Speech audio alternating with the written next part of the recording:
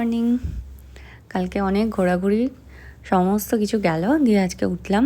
Syria তাড়াতাড়ি উঠে স্নান টান করে নিয়েছে, ও জামা মেলছিল, আর আমি ঘুরে ঘুরে বেড়াচ্ছি। পুচকিও ঘুরছে, আর দিদি এসছে রান্নাবান্না করছিল আর কি।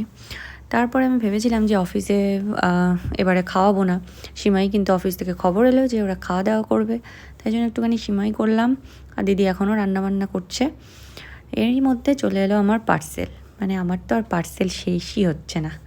যাই হোক, এলো একটা পার্সেল, সেটাকে আমি নিলাম। নিয়ে আজকে যেহেতু বিরিয়ানি হচ্ছিলো, আর আমার দিদি খুবই ভালো বিরিয়ানি করে, এর আগেও অনেকবার বলেছি। সো সিরিয়া যেহেতু এত দূর থেকে এসছে, ওদের একটু খাওয়াতেই হবে। পুচকিকে খাইয়ে দিচ্ছিলো, খাওয়া দাওয়ার পর আমরাও খাবো। আর আমার অবস্থা এরকম গরমে, কারণ আমি করছিলাম সিমাই। তাই হোক, এবার পুচকিকে দিলাম আইসক্রিম, ও আইসক্রিমটা খেয়ে নিল, আর আমরা খেতে বসলাম। কত বছর পর আমরা দুজন একসাথে খেতে বসছি। মানে সেই হস্টেলে থাকতে দুজন একই সাথেই খেতাম সারাক্ষণ।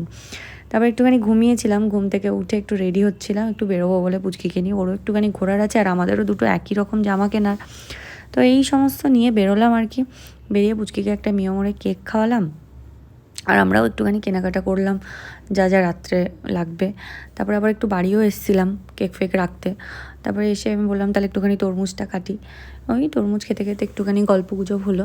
তারপরে আবার চলে গেলাম উড স্কোয়ারে। যাই হোক, ওখানেও গিয়ে আমরা পেলাম না, মানে জামা কাপড় তো কিনতে গেলাম দুজনের একই রকম একটা নেব বলে, সে পছন্দ তো সেরকম হলো না। তারপরে মানে একটা জামা, যেহেতু ঈদের পরে সব কেনাকাটাও শেষ হয়তো, তাই জন্য স্টক আসেনি। তো একটা জামাও ঠিকঠাক পছন্দ হলো না, আর একটাও কোয়ালিটি। আগে জামা দেখতে গেলে মনে হতো যে কোনটা ছেড়ে কোনটা নেব, আর এখন মনে হয় কোনটা নেব। জানি না এটা মানে এখন ভালো জামা আসছে না, নাকি আমাদের চয়েসটা চেঞ্জ হয়েছে বড় হচ্ছি বলে, জানি না। তারপরে ফিরলাম বাড়িতে সচরাচর যেরকমটা হয়। যাই হোক, খাওয়া দাওয়া কমপ্লিট করলাম, আর জামা তো আমরা পেলাম না আর কি। Tata, good night.